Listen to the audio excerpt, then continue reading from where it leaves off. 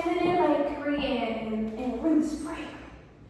And you can't take your eyes off of the rows and rows of crafted desserts. And you're hungry. No.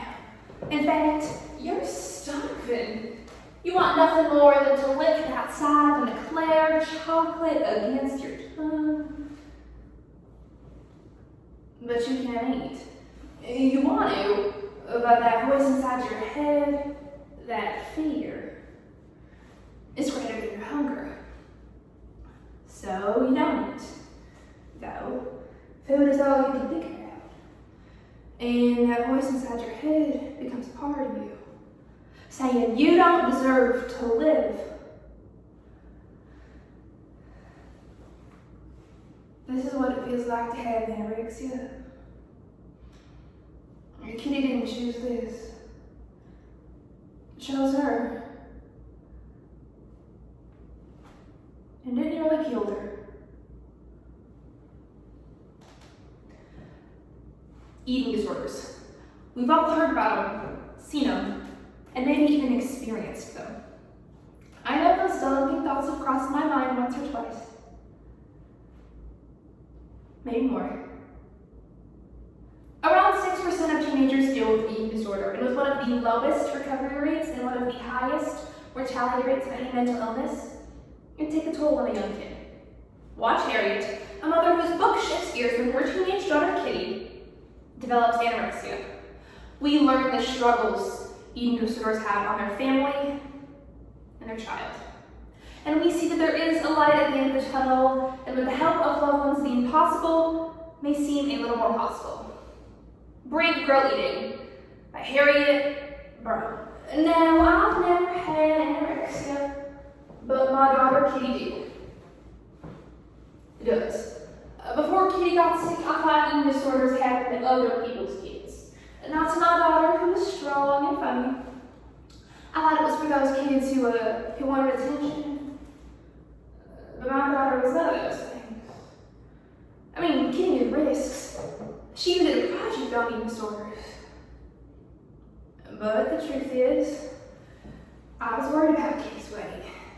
So after December checkup in 2004, after joining the gymnastics team, I started to worry. Is she too thin?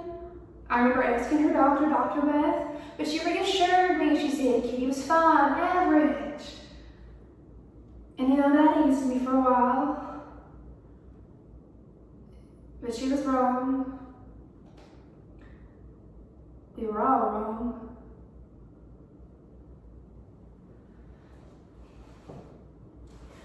I still remember her eyes, her gaunt, hollow-eyed eyes. How she shivered in the 90-degree heat. How the sweater that once fit her looked enormous on her. How my beautiful daughter had a name in her mind. Kill her.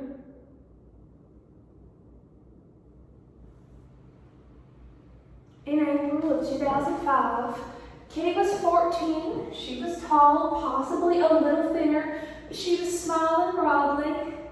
On Mother's Day, we planned a family bike ride, me, my husband Jamie, and Kitty.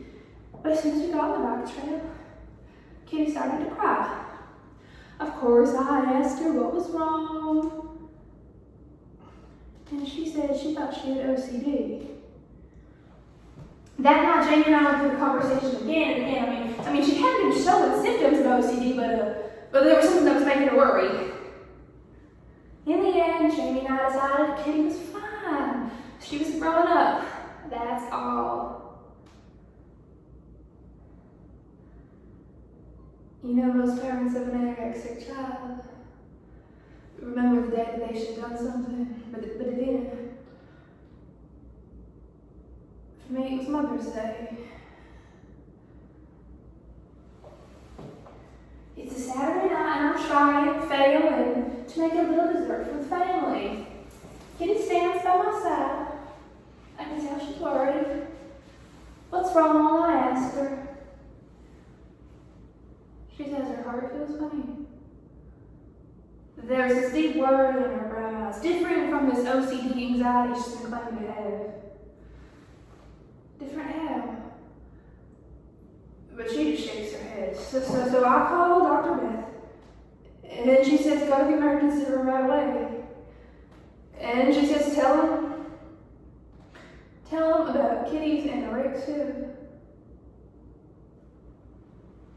You know, 6 months ago, I barely knew what anorexia was. 6 months ago, my daughter, Kitty, she was fine. I truly don't understand why Kitty can't pick up a fork and eat like she used to. You know why she's obsessed with all these calories and getting fat. I don't truly understand, but I'm beginning to know that I'm feeling in my stomach when we sit down to eat and Kitty doesn't eat. And, who will take turns pleading our daughter to eat? And she'll eat a few bites of lettuce, a handful of ramen noodles, and then she'll consume these 6 grapes with infinite slowness, and then she'll climb to the top of the stairs, and she'll do 100 sit-ups for the penance of feeding herself, and that would keep a dog alive. That would not keep her alive.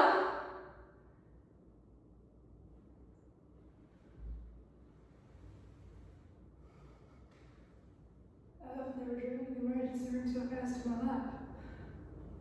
My brain seems to divide while I drive. Half on the road, and the other half saying, please don't die. Please don't die.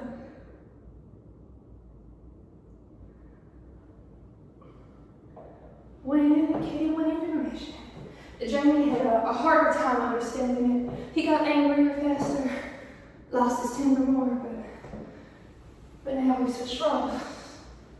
I'm often the one who loses my temper or I start to fret when the demon emerges, but no. Jamie can sit with Kitty while she leaves. The other night, when it gets bad nights, I was loading a plate in the dishwasher and I threw it on the floor. In fact, I broke 3 more. Jamie would have never broken plates.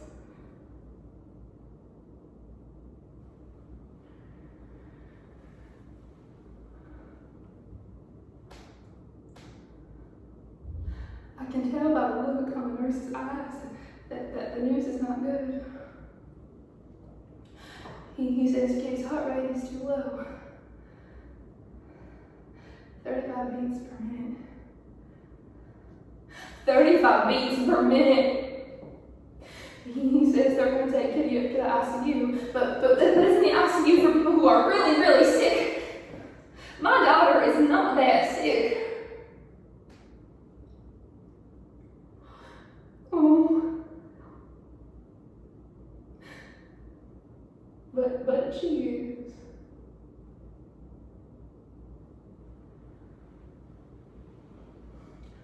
I want a happy ending for Kitty. For me. So maybe it's enough for me to say that Kitty could have died. But didn't.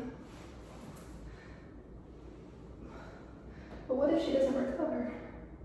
I mean, only 1/3 do. What if there were no happy endings?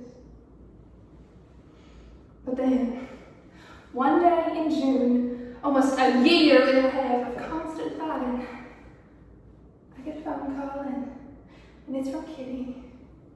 And before I can even say anything, she yells out, "I'm hungry!" And I don't know what to say. I want to tell her how proud I am. I want to thank her for not hating me for all the times that I yelled, how she overcame her fear, how we did it,